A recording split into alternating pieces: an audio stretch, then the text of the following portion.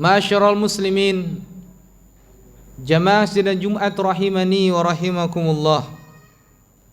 Marilah senantiasa kita berusaha dan berupaya untuk selalu mengkondisikan hari-hari kita dengan senantiasa bersyukur kepada Allah tabaraka wa ta'ala. Bersyukur dengan hati kita tegaskan dan kita yakini bahwasanya apa yang saat ini kita rasakan, apa yang saat ini kita dapatkan adalah mutlak pemberian Allah tabaraka wa ta'ala. Wa ma bikum min ni'matin fa minallah. Dan apa-apa yang kalian rasakan adalah merupakan nikmat yang Allah karuniakan kepada kalian. Yang berikutnya adalah kita berusaha untuk senantiasa mensyukurinya dengan lisan kita. Kita selalu mengucapkan kalimat pujian kepada Allah tabaraka wa ta'ala, yaitu dengan mengucapkan alhamdulillah, segala pujian hanyalah milik Allah. Bahkan dalam keadaan yang tidak menyenangkan sekalipun untuk kita. Bahkan Nabi kita Muhammad sallallahu alaihi wasallam telah menganjurkan kepada kita umatnya untuk mengucapkan alhamdulillah ala kulli hal. Segala puji hanyalah milik Allah dalam setiap keadaan. Dalam setiap keadaan kita, keadaan ketika kita senang, ketika keadaan kita terdesak, ketika dalam keadaan lapang ataupun sempit, ketika dalam keadaan sehat ataupun sakit dan seterusnya.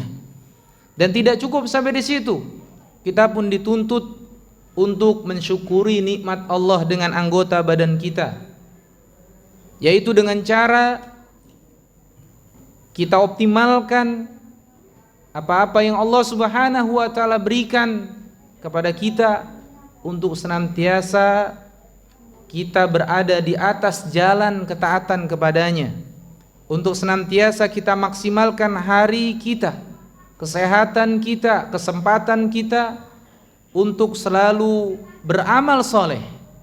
Dan yang paling tinggi dari itu semua adalah setiap pekannya kita diingatkan selalu untuk senantiasa bertakwa kepada Allah Subhanahu wa ta'ala, untuk senantiasa meningkatkan rasa takut kita kepada Allah Subhanahu wa ta'ala dengan berusaha menjalankan segala perintah-perintahnya dan berusaha untuk menjauhi segala larangan-larangannya.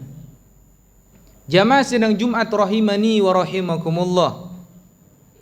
Agama Islam adalah agama yang senantiasa mendampingi pemeluknya dalam setiap keadaan.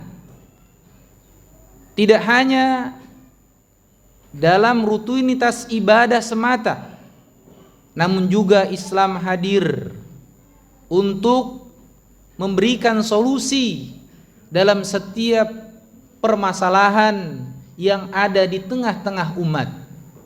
Dan Nabi sallallahu alaihi wasallam telah menyampaikan di dalam sebuah sabda beliau sallallahu alaihi wasallam menyampaikan sabda ini, peringatan ini kepada kaum muhajirin, sebagaimana yang diriwayatkan oleh Ibnu Majah dan juga hadis yang diriwayatkan oleh Al-Hakim.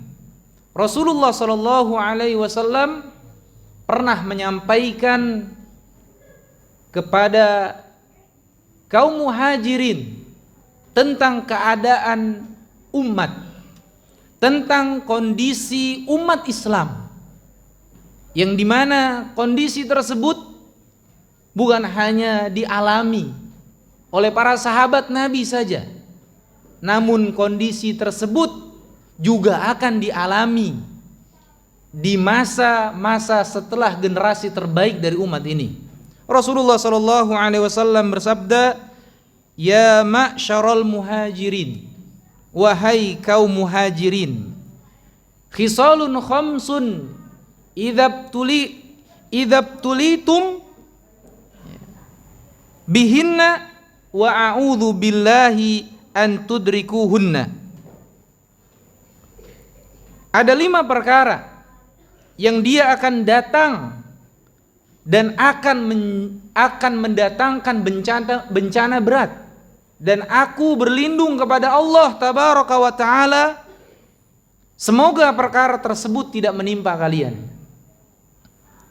Nabi SAW menyampaikan, lam tadhharil fahishatu fi qaumin qat hatta yu'linu biha illa fasha fihi mutta'un wal auja' allati lam takun madat fi aslafihimul ladzina madaw. Yang pertama adalah, tidaklah sebuah maksiat dan zina menjamur di tengah suatu kaum melainkan mereka akan ditimpa penyakit taun dan kelaparan mematikan yang belum pernah terjadi sebelumnya. Itu yang pertama. Jadi akan muncul kemaksiatan yang dianggap biasa, perzinahan yang dianggap biasa. Bahkan data 2022, bahkan data yang terbaru kurang lebih 500-an lebih usia produktif terjangkiti HIV. Itu yang terdata. Bagaimana yang tidak terdata? Itu yang pertama. Yang kedua, yang akan menimpa umat ini, kata Nabi SAW, walam yankusul mikyala wal mizan illa ukhidhu bisinin wa syiddatil mu'nah. Yang kedua, tidaklah mereka curang dalam takaran dan timbangan dagang, melainkan akan ditimpa kemarau dan paceklik yang berkepanjangan hingga hidup mereka menderita. Bahkan wajauri sultani alaihim, dan bahkan bukan hanya itu, penderitaan yang mereka alami adalah mereka dipimpin penguasa yang zalim. Sampai seperti itu. Itu yang kedua. Terjadinya sebuah kemarau yang panjang yang dialami oleh umat ini.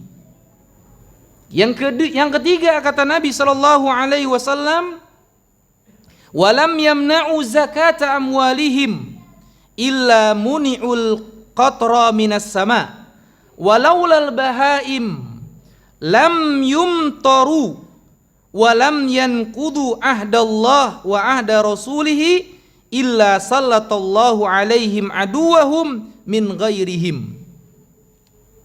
Yang ketiga, ketika mereka atau tidaklah mereka membayar zakat harta mereka, melainkan langit akan berhenti meneteskan air hujan, nggak diberikan hujan oleh Allah Subhanahu wa taala ketika kaum muslimin tidak memperhatikan zakat yang harus mereka tunaikan.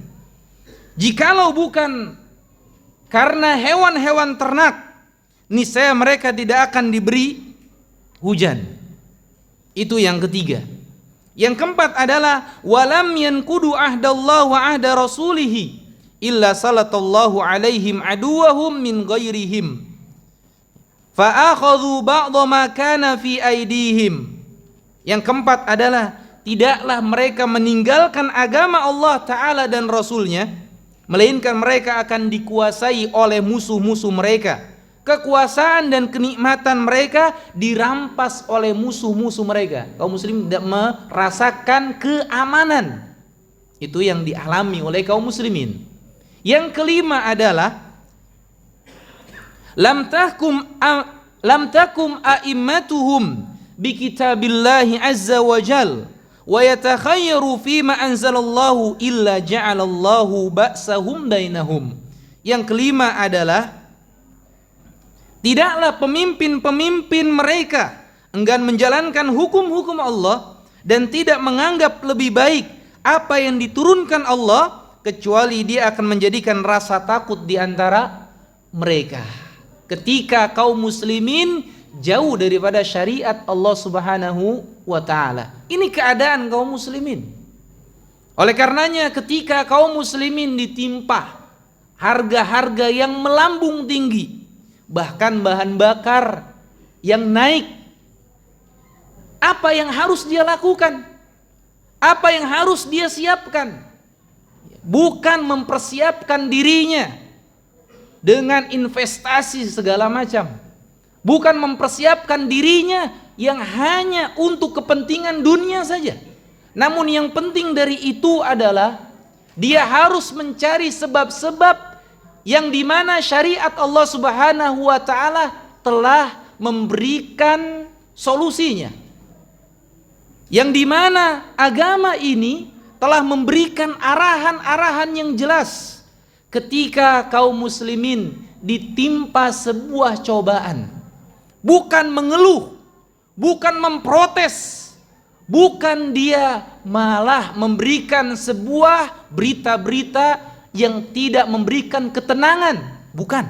Namun kaum muslimin ketika menghadapi hal tersebut, mereka kembalikan permasalahan itu kepada dinnya, kepada agamanya. Oleh karenanya, sikap yang terbaik ketika kita dihadapi dengan sebuah cobaan hidup, maka agama ini memberikan sebuah arahan yang tegas, sebuah arahan yang lurus agar kita bisa bersikap bijak dalam menghadapinya. Yang pertama adalah yang harus disiapkan, yaitu membiasakan diri kita untuk senantiasa bertakwa kepada Allah Subhanahu wa taala dan menguatkan keimanan kita.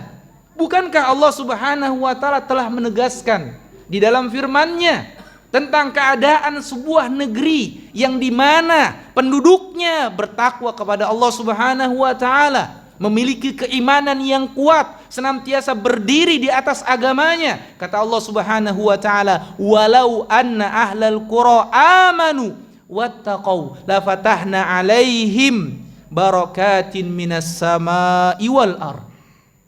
Kalaulah seandainya penduduk sebuah negeri beriman dan bertakwa, pasti kami akan melimpahkan kepada mereka keberkahan. Apa keberkahan? Ziyadatul khair. Allah akan berikan tambahan kebaikan yang banyak. Yang Allah Subhanahu wa taala turunkan bukan hanya dari langit saja, namun Allah Subhanahu wa taala berikan keberkahan dari langit dan bumi. Walakin kadzabu fa akhadnahum bima kanu yaksibun. Apa kata Allah Subhanahu wa taala? Tapi ternyata mereka mendustakan ayat-ayat kami, maka kami siksa mereka sesuai dengan apa yang mereka kerjakan. Oleh karenanya dengan beriman dan bertakwa kepada Allah Subhanahu wa taala, seorang mukmin akan beranggapan bahwasanya rizki sudah Allah Subhanahu wa taala atur.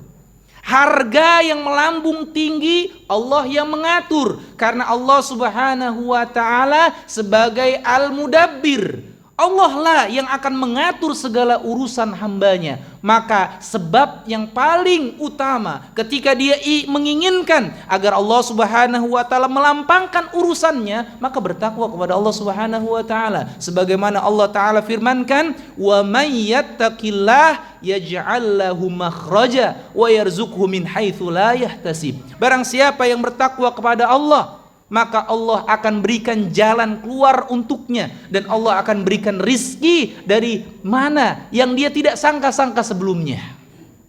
Itu yang pertama. Yang kedua harus dia siapkan adalah mental yang kuat yang harus dia siapkan ketika menghadapi sebuah cobaan di dalam kehidupannya adalah dia senantiasa membiasakan dirinya untuk memperbanyak istighfar dan bertaubat kepada Allah Subhanahu wa ta'ala. Bukan hanya ketika dia terjatuh kepada sebuah kemaksiatan, perbuatan dosa dan maksiat kepada Allah Subhanahu wa ta'ala, namun Rasul sallallahu alaihi wasallam telah menegaskan bahwasanya beliau sallallahu alaihi wasallam membiasakan dirinya untuk beristighfar minimal 70 kali, bahkan sampai 100 kali dalam sehari, meminta ampun kepada Allah Subhanahu wa ta'ala. Dan Allah Subhanahu wa ta'ala menegaskan tentang orang-orang yang meminta ampunan kepadanya, tentang orang-orang yang beristighfar kepadanya di dalam ayatnya dalam surat Nuh ayat 10 sampai dengan ayat 12. Allah firmankan, fakultu istaghfiru rabbakum, maka aku berkata kepada mereka, ketika Nabi Nuh alaihi salam memberikan solusi kepada umatnya. Apa yang Nabi Nuh alaihi salam katakan kepada umatnya yang Allah Subhanahu wa ta'ala abadikan di dalam Al-Qur'an, istaghfiru rabbakum, mintalah ampunan kepada Rabb kalian, kepada Tuhan kalian. Innahu kana ghaffara, sesungguhnya Allah adalah Maha Pengampun. Apa yang akan terjadi ketika seorang meminta ampun kepada Allah Subhanahu wa ta'ala? Bahkan ketika sebuah komunitas, sebuah negeri minta ampun kepada Allah Subhanahu wa ta'ala, yursilis samaa 'alaikum midrara, maka Allah akan menurunkan hujan yang lebat dari langit. Wa yumdidkum bi amwalin wa banin wa yaj'al lakum jannatin wa yaj'al lakum anhara, dan dia memperbanyak harta dan anak-anakmu dan mengadakan kebun-kebun untukmu dan mengadakan sungai-sungai untukmu. Allah Subhanahu wa ta'ala berikan solusi yang terbaik ketika dia menghadapi sebuah masalah. Ketika seorang hamba menghadapi sebuah masalah, maka beristighfarlah kepada Allah Subhanahu wa ta'ala, minta ampunlah kepada Allah Subhanahu wa ta'ala. Bisa jadi karena sebab dosa dan maksiat yang kita lakukan, maka muncullah sebuah kezaliman yang ternyata kita tidak prediksi sebelumnya.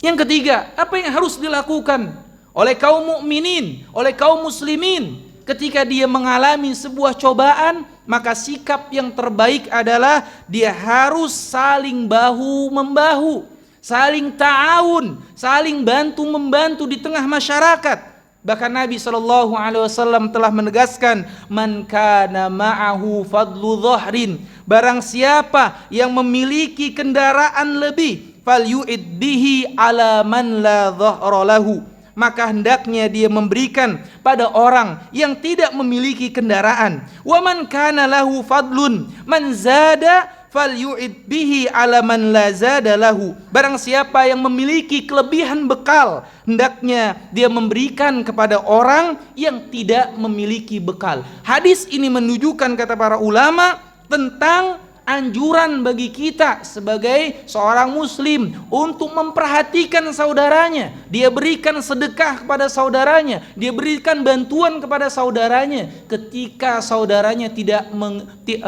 mengalami yang namanya sebuah kesulitan dalam hidupnya, tidak memiliki apa-apa. Maka berlomba-lomba dalam kebaikan adalah bagian penting dalam agama ini, karena Allah Subhanahu wa ta'ala firmankan, fastabiqul khairat, maka berlomba-lombalah kalian dalam kebaikan.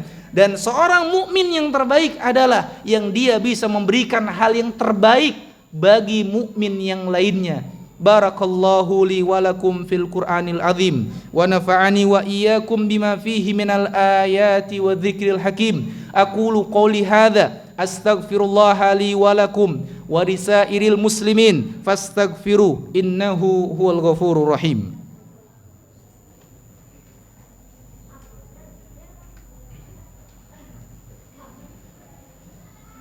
Alhamdulillahi ala fadlihi wa ihsani wa syukru lahu ala taufiqihi wa amtinani, wa ashhadu an la ilaha illallah wahdahu la syarikalah ta'ziman li sya'ni, wa ashhadu anna Muhammadan abduhu wa rasuluhu ad-da'i ila ridwani sallallahu alaihi wa ala alihi wa ashabihi wa man tabi'ahum bi ihsanin ila yaumiddin, thumma amma ba'd. Ikhwani fiddin rahimani wa rahimakumullah. Apa yang harus dilakukan oleh seorang mukmin ketika dia mengalami sebuah kesulitan dalam hidupnya, ketika dia mengalami sebuah cobaan yang mempersempit kehidupannya? Maka yang harus dia pahami, yang harus dia siapkan adalah dia harus melatih dirinya untuk senantiasa ridha terhadap apa yang Allah Subhanahu wa ta'ala berikan kepadanya. Karena apa yang Allah berikan bagi dirinya adalah yang terbaik. Jangan dia melihat daripada besar atau kecil yang Allah berikan. Akan tetapi yang perlu disiapkan di dalam diri kita adalah keridhaan, sifat qanaah, menerima segala apa yang Allah Subhanahu wa taala berikan kepadanya. Ya, Nabi sallallahu alaihi wasallam sabdakan, "Warda bima qassamallahu lak takun agnan nas." Maka ridholah Anda sekalian terhadap apa yang Allah berikan kepada Anda, maka Anda menjadi manusia yang paling kaya. Kaya hatinya, senantiasa apa? Lapang ketika Allah Subhanahu wa taala berikan apapun yang Allah berikan. Apa yang Allah berikan adalah yang paling terbaik buat dirinya. Boleh jadi Allah Subhanahu wa taala menghalangi orang tersebut untuk mendapatkan rizki yang berlebih. Karena bisa jadi di situ dia akan menerima sebuah cobaan yang lebih daripada yang dia alami. Boleh jadi Allah Subhanahu wa taala memberikan keluasan, kelapangan pada rizki seseorang. Akan tetapi di situ ternyata malah dia lalai, malah dia lupa beribadah kepada Allah Subhanahu wa taala. Oleh karenanya hikmah yang sangat banyak yang Allah berikan, yang boleh jadi ada sebuah hikmah di dalam hidup kita yang kita alami, ternyata kita tidak mengetahui hikmah tersebut, hanya Allah Subhanahu wa taala yang mengetahuinya. Dan bahkan bisa jadi hikmah tersebut setelah terlewatinya cobaan hidup bagi kita, kita baru mengetahui hikmah yang dapat kita rasakan. Itu yang keempat. Yang kelima adalah yang terakhir, membiasakan hidup sederhana dan kita menjauhkan perkara-perkara yang sifatnya adalah menghambur-hamburkan harta kita. Hidup bermewah-mewahan. Bahkan Allah Subhanahu wa taala telah menegaskan tentang orang-orang yang sangat-sangat perhatian terhadap dunianya. Bahkan Allah katakan alhaakumut takatsur, bermegah-megahan telah melalaikan Anda sekalian. Hatta zurtumul maqabir, bahkan sampai masuk ke dalam kubur barulah mereka berhenti terhadap urusan dunianya. Oleh karenanya Allah Subhanahu wa taala firmankan agar seorang muslim punya sikap untuk senantiasa iktisad, ekonomis di dalam dia menjalankan kehidupannya. Apa yang Allah Subhanahu wa taala firmankan, kulu washrabu wala tusrifu, makan dan minumlah kalian dan janganlah kalian boros dan janganlah kalian berlebih-lebihan. Semoga Allah Subhanahu wa taala membimbing kita untuk senantiasa menjadi umat Rasulullah sallallahu alaihi wasallam yang berada di atas petunjuknya, sehingga apapun yang Allah Subhanahu wa taala berikan kepadanya, apapun yang Allah Subhanahu wa taala telah tentukan di dalam kehidupan untuknya, maka dia senantiasa bertahan di atas syariat Allah Subhanahu wa taala, di atas petunjuk Allah Subhanahu wa taala, di atas petunjuk Rasulnya sallallahu alaihi wasallam. Allahumma salli ala Muhammad wa ala ali Muhammad kama sallaita ala Ibrahim wa ala ali Ibrahim innaka Hamidum Majid, wa barik ala Muhammad wa ala ali Muhammad kama barakta ala Ibrahim wa ala ali Ibrahim innaka Hamidum Majid. Allahumma ighfir lil mu'minina wal mu'minat wal muslimina wal muslimat al ahya'i minhum wal amwat innaka sami'un qaribun mujibu da'wat ya qadiyal hajat. Allahumma aslih lana dinana alladhi huwa ismatu amrina wa aslih lana akhiratana allati fiha ma'aduna waj'alil hayata ziyadatan lana fi kulli khair waj'alil mauta rahatan lana min kulli syarr. Rabbana la tuzigh qulubana ba'da idh hadaitana wa hab lana min ladunka rahmah innaka antal wahhab. Rabbana atina fid dunya hasanah wa fil akhirati hasanah wa qina adzaban nar. Wa sallallahu ala nabiyyina Muhammadin wa akhiru da'wana anil hamdulillahi rabbil alamin. Aqimissalah.